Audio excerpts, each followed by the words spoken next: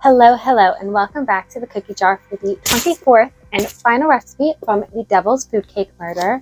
It is called the chocolate covered raisin cookie.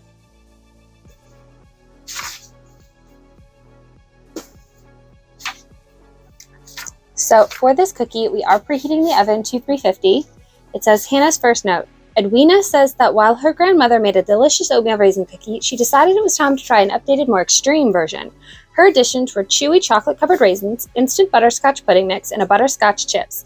The result was definitely not her grandmother's oatmeal raisin cookie.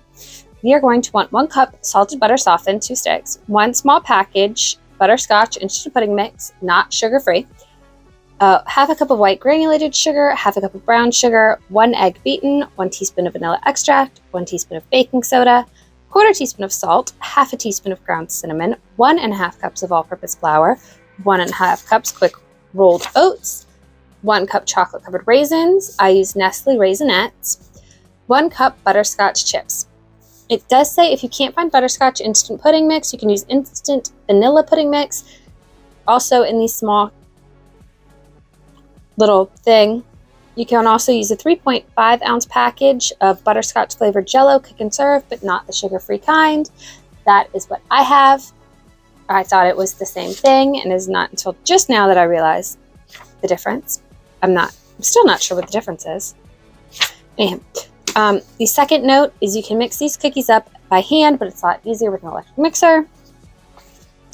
They do have 2 different variants on how to bake them. Apparently, Edwina makes her cookies with tablespoonfuls onto ungreased cookie sheets. They're 6 to a standard sheet, and they bake at 350 for 15 to 17 minutes. The note for that says, Edwina makes her cookies much larger than we do down at the cookie jar. Hers are triple the size of ours. We use a 2 teaspoon size scooper instead of 2 tablespoon size and bake our cookies at 350 for 10 to 12 minutes until the edges are golden brown. They'll cool for 2 minutes and then be moved to a wire rack. It makes approximately 2½ dozen large cookies. If you're making a small one, it makes 6 dozen sensational cookies. It also says Herb adores these cookies. He says that no one can eat just 1 chocolate covered raisin cookie.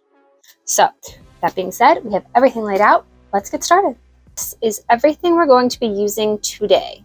So the first part of this recipe has us mixing the butter, the pudding mix, and both sugars, and we're just going to get those creaming.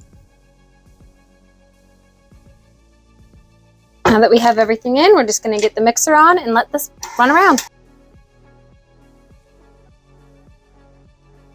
Next, we're just going to add in the eggs and the vanilla. Now we're going to add the baking soda, the salt, and the cinnamon.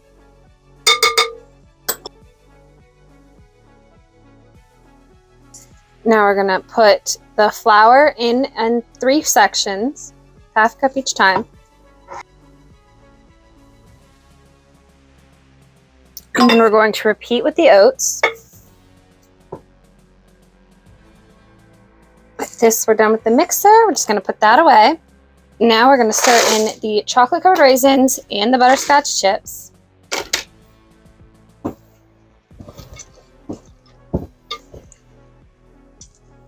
It is very stiff dough. Next thing we're going to want is our cookie sheets and our scooper. I'm not aiming to make massive cookies with this, so I'm just going to stick to the standard 12 to a sheet.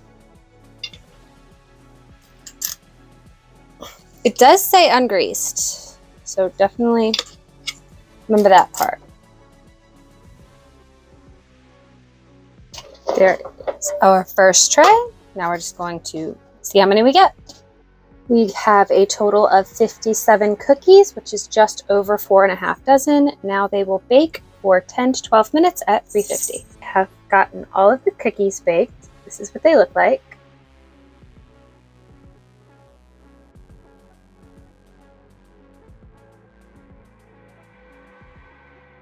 It is not your traditional oatmeal cookie. It's very heavy on the butterscotch, the chocolate, and a hint of the raisin. You don't really taste the raisins so much as the chocolate. The cinnamon comes through nice. It's like a very subtle undertone. Overall, they're delicious, chewy, gooey cookie. They have just a tiny bit of crust on the bottom, so it gives you a tiny bite, but not like a crunch. These are really, really good. They were really quick to throw together. It gave a decent amount. A+ cookie in my book.